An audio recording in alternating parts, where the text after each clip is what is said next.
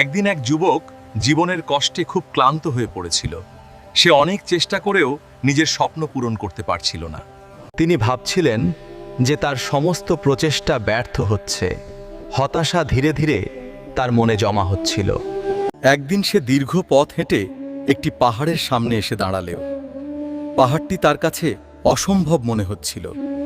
তিনি ভাবছিলেন কিভাবে এত বড় পাহাড় পার হবেন। তার পা কিছুতেই সামনে যেতে চাইছিল না।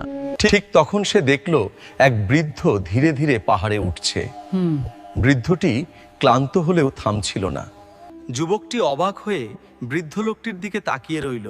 সে দেখল বৃদ্ধ লোকটি ধীরে ধীরে উপরে উঠছে। এই দৃশ্যটি যুবকটির মনে সাহসের জন্ম দিয়েছিল। সে ভেবেছিল যে ধীরে হলেও এগিয়ে যাওয়া সম্ভব। সে এক পা সামনে বাড়ালো। ধীরে ধীরে সে পাহাড়ে উঠতে শুরু করল।